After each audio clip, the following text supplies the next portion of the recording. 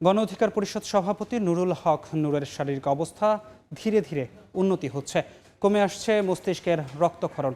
Dhaka medical college হাসপাতালের পরিচালক brigadier general Mohammad Asaduzzaman বলেন, নূরের চিকিৎসার জন্য নাক, কান, গলা, নিউরো বিশেষজ্ঞ সহ 6 সদস্যের মেডিকেল বোর্ড কাজ করছে।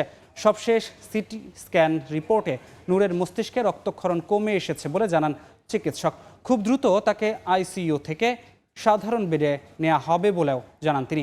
নাক ও চোয়ালের হাড় ভাঙা, মস্তিষ্কের রক্তক্ষরণ এবং চোখের ইনজুরি নিয়ে ভর্তি হয়েছিলেন নুরুল হক নূর। গণ অধিকার সভাপতি নূর ছাড়াও দলটির আরও কয়েকজন সদস্য ঢাকা মেডিকেলে চিকিৎসা নিচ্ছেন। এদিকে নূরকে দেখতে ঢাকা মেডিকেল কলেজ হাসপাতালে আসেন সমাজ কল্যাণ উপদেষ্টা শারমিন এস মুর্শিদ। এ সময় তিনি নূরের চিকিৎসার খোঁজ খবর নেন। ওনার কিছু ইন্ট্রাক্রেনিয়াল হ্যামারেজ ছিল, যদিও খুব বেশি না, এটা অল্প পরিমাণে ছিল। এবং আমাদের যে সিটি স্ক্যান পরবর্তীতে আমরা করেছি, আমরা দেখেছি যে এটা রিজলভ হয়ে গেছে মোটামুটি। এখন উনি ভালো আছেন, তবে একটু যেটা হয় এই ধরনের একটা ব্লান্ট ট্রমা বা এই ধরনের ফ্র্যাকচার হয়েছে কিছু, সেই জন্য ওনার কিছু ব্যথার কমপ্লেন আছে, একটু ঘুমের সমস্যা হচ্ছে।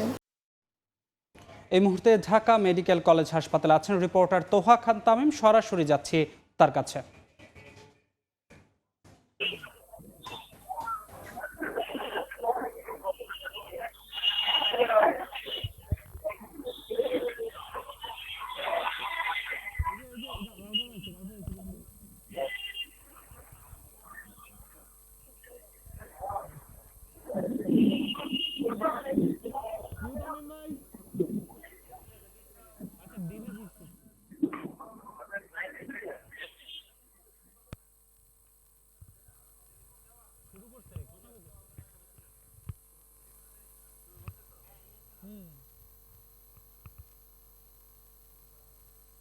থেকে আসলে এখন পর্যন্ত জানা যায়নি। তবে ঢাকা মেডিকেলের পরিচালক ব্রিগেডিয়ার জেনারেল আসাদুজ্জামান তিনি আমাদের জানিয়েছেন যে তিনি খুব শীঘ্রই গণমাধ্যমের সাথে কথা বলবেন।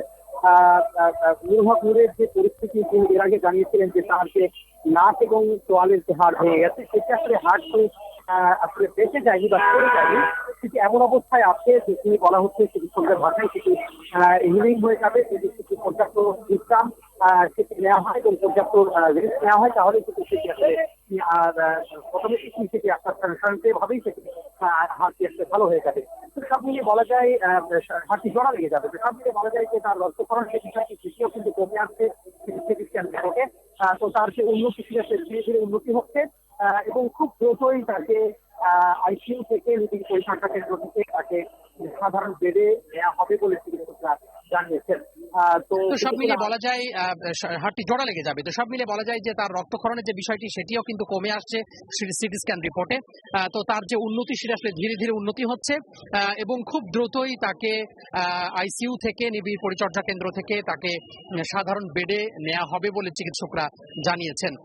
তো কিছুক্ষণ আগেও কিন্তু সরকারের একজন উপদেষ্টা শারমিন এস মুর্শিদ, তিনি মহিলা ও শিশু বিষয়ক উপদেষ্টা এবং সমাজ কল্যাণ উপদেষ্টা, তিনি এখানে ঘুরে গেছেন এবং নুরুল হক নূরের যে স্বাস্থ্যের অবস্থা সেটি আসলে তিনি দেখাশোনা করে গেছেন, খোঁজ খবর নিয়ে গেছেন। তো এই ছিল ঢাকা মেডিকেল থেকে আমার হাতে সবশেষ।